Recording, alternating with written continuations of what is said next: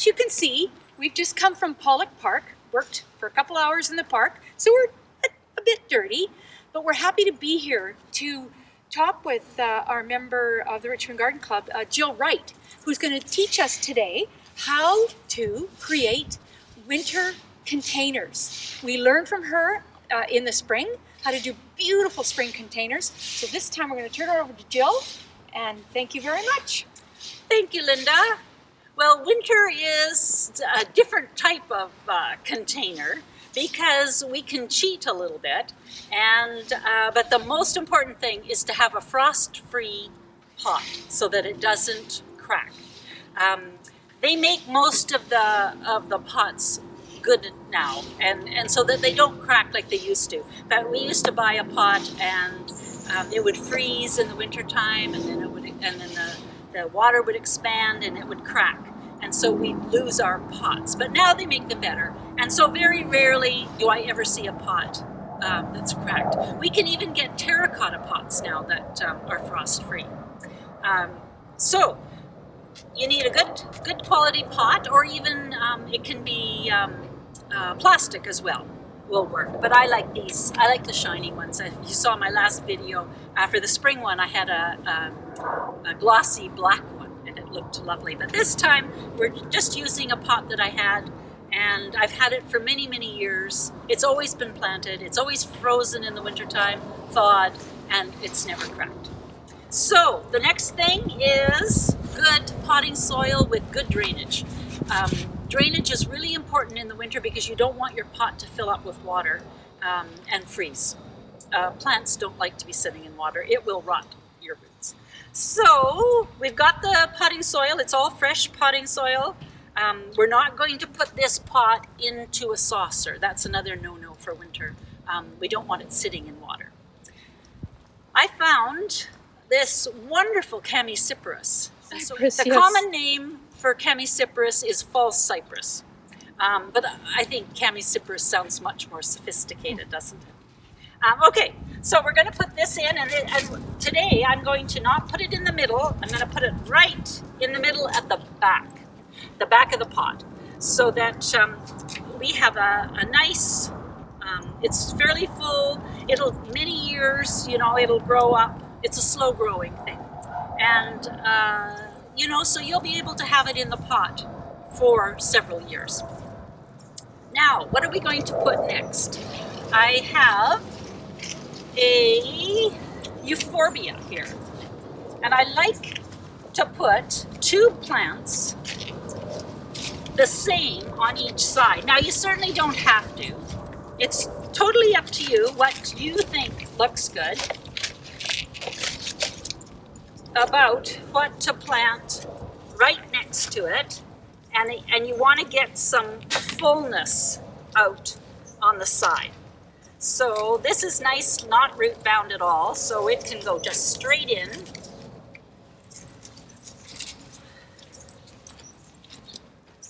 And we'll put one on each side. And the euphorbia is going to bloom first thing in the spring. It's evergreen. That's another thing that we want for a fall container, is for it to stay looking good all winter. So these will eventually bloom in the spring. Now, what are we going to put right up against our Chamaecyparis? The good features of planting a container are different leaf sizes. So we've got an evergreen conifer, and then we've got a perennial, and it's a different color, and it doesn't look anything like this, but doesn't this look totally different? And that's the secret to good planting, is to have some differences. Different texture. Now, we have a few leaves that are broken, and this as well is not root bound, so it can go right in. Now, we have to always look to see what is going to be the prettiest side to the front of the pot, because this is the front of our pot, and it is what you're going to see. So we don't want to put it in backwards. So we're going to put it in right like that. How does that look? Beautiful. Okay, now for our highlight at the front, I'm going to have to do some squishing here. I've got some more plants to go in. Hellebore. Now this hellebore I bought from a nursery because my hellebores aren't blooming yet. They're getting close, but this one was already in bloom. So this one, a little hard to get out of the pot.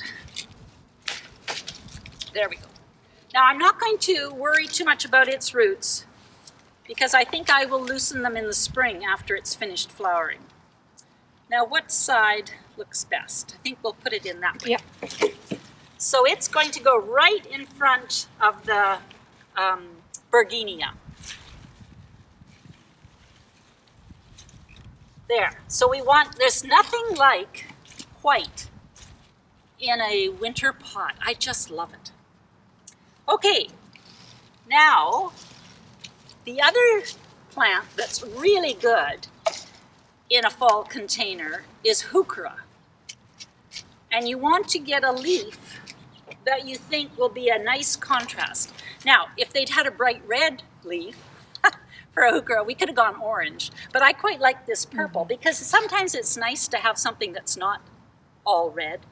Now, I have only got a tiny little bit of space, so I'm going to take off half the soil off of this heuchera. And this heuchera is going to make it through the winter too. It's not going to freeze. So it's going to go just right in between. How does that? Oh, beautiful. Gorgeous. And then we'll wash the leaves off after. And then we're going to put another one in.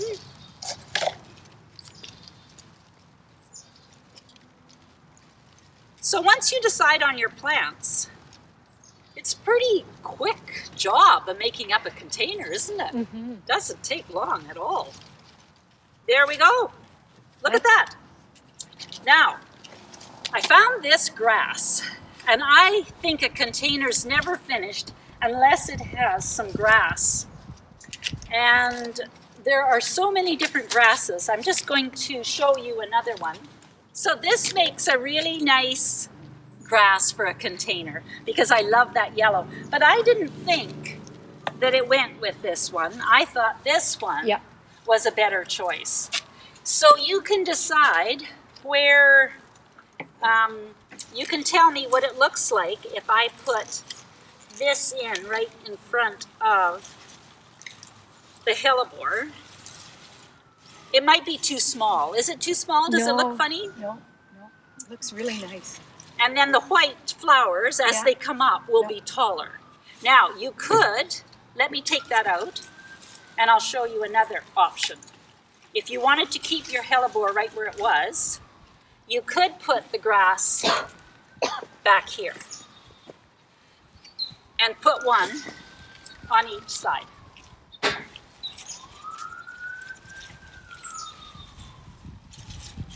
I like that. So that is just a personal choice. Yeah.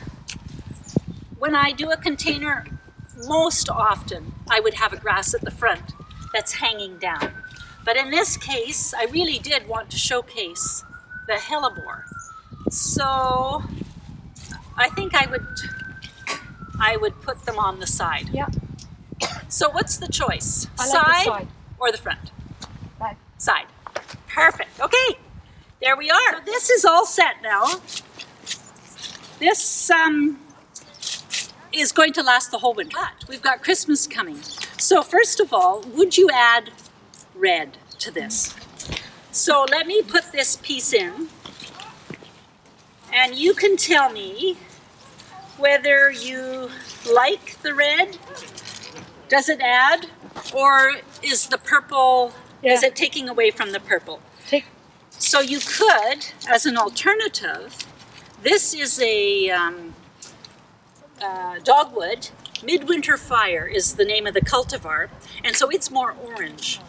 So you may think that you would like to be understated a bit and have, maybe that wasn't a good example, and show you what that would look like. So a nice big colored branch. Yeah. So that makes a nice, and this one, you can either put it like in the middle here or at the back. I kind of like them at the back. And it just gives a little bit of color, but I don't mind the red. No, especially with the orange in it. Yeah. So then I would just put another piece of red. Now that red is a skimmia. So this is a skimmia branch. And you could use holly as well. And then we just put it in. And there you got the Christmas touch.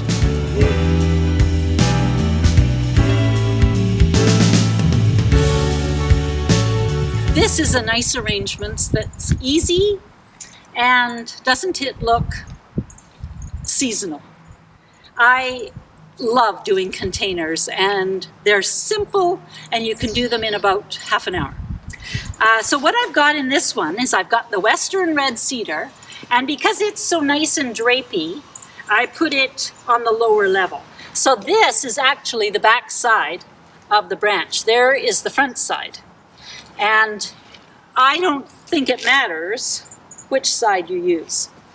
Then I've got some Chamaecyparis, and it's, totally different leaf, but it still has that nice brown stem, and it's more dense. And so that one, I have this tree in my backyard, so I clipped off some, and it makes the nice filler part for the middle. Then I added some skimmia, and it's got the nice red berries. And then, I don't know if you can tell, but this is a more orange color. This is skimmia. And skimmia is an evergreen shrub that we grow, and we usually is in the shade. And then I added midwinter fire dogwood. And it gives that nice height and that burst of color. And there you go, easy. And another evergreen that's really nice in a container is pine. But pine has got so much resin in it that you always end up, your gloves are all sticky. So you have to be aware that if you cut pine, it's going to be sticky. And, usually you can find a friend that has greenery in their yard, and you can clip a bit. I certainly wouldn't clip on somebody's garden without asking them, of course. And I wouldn't clip in a park or city property. But it's plentiful to find enough greenery for a pot. Even a common laurel is a good filler for green. So really, you just need green and red and maybe one other color. There you got it. Easy peasy and cheap.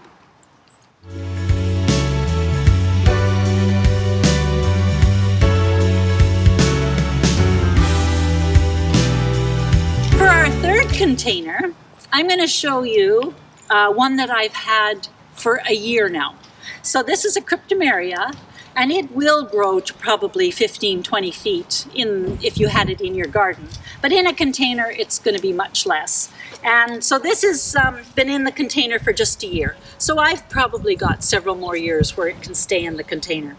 I planted a hebe next to it. I love this intense green color. Now look at this carex. Isn't it beautiful? I love how it just drapes. So that's what when I talked about on the other one, about putting that grass in the front and letting it cascade over. I think that just makes such a sophisticated looking container. But you may say that this is a little bit boring. The cryptomeria does change colors in the winter, and so it's a little bit more orange than it would normally be. In the summertime, it's a light, creamy green, and it's just beautiful. Little darker and a little bit duller in the wintertime. But I'm going to spruce this pot up for the holiday season. So I've got some holly, and we're just going to add holly, and then we'll just keep adding greenery. So we're just going to add some seasonal color, and you just keep adding till you decide that you've got enough. So we'll add, it's always good to have at least 3 spots of color. And I think we need another one over on the edge there.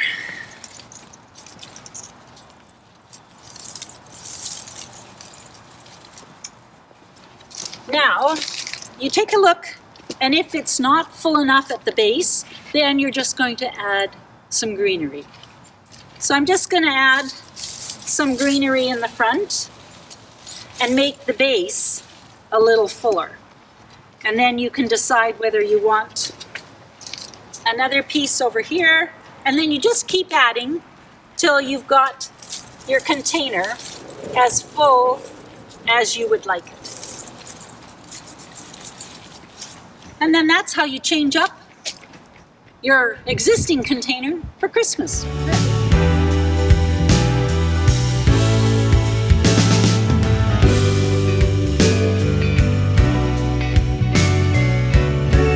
This is the dogwood, the Cornus canadensis midwinter fire, that is so nice for a winter container. So it's got the lovely winter color, and then when spring comes around, I'm going to be pruning it, and I prune it right down to the ground so that new shoots come up.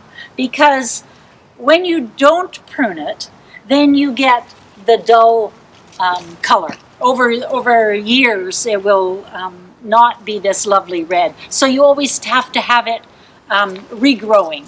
So you always clip it to the bottom and let it regrow. And you want to do that when it's maybe 2 years old. Don't do it when you first buy it. But once it's 2 years old, then it's okay to clip it from the bottom and let the new growth. Because I don't know if you can see, Kathy, if you can get close, you can see this one that grew up this spring. Look at the color. And that color goes right to the bottom. But on the other, you've got the old dull wood, but just the new growth on the top. So that's why you want it to regrow from the bottom every year. There you go. And Jill, that again, that you would do that pruning in the spring? Yes. Is that correct? Yes. Now I do, of course, use some for the winter. Yeah. But the purpose of this plant in my garden is to give that wonderful color. Yes. So it's fairly new, so I haven't pruned it yet, other than to use some for the containers. So this spring, I will take 1/3 of it, and I'll clip it right down to the bottom, and let it grow up. Beautiful. Thank you very much, Jill. You're welcome. Thank you for letting us come to your beautiful garden, which I'm sure everybody would absolutely die to see. It's just gorgeous. And we learned a lot about how simple it is to put together a winter container. It's just really a fact of just do it. Yep. And be delighted. Get the clippers out and just do it. Yep. And to avoid, going into your neighbor's yard and things like that. So, we learned a lot in a very quick period of time of how we can spruce up our yards. And I think this is a really good time to be thinking about that, because we're sort of in a funny little time in our life right now. So any brightness like this will make us feel better. And our next video, we're actually going to learn how to put together beautiful table centerpieces for Christmas and the season. So you're going to love that one too. So thank you very much. You're welcome.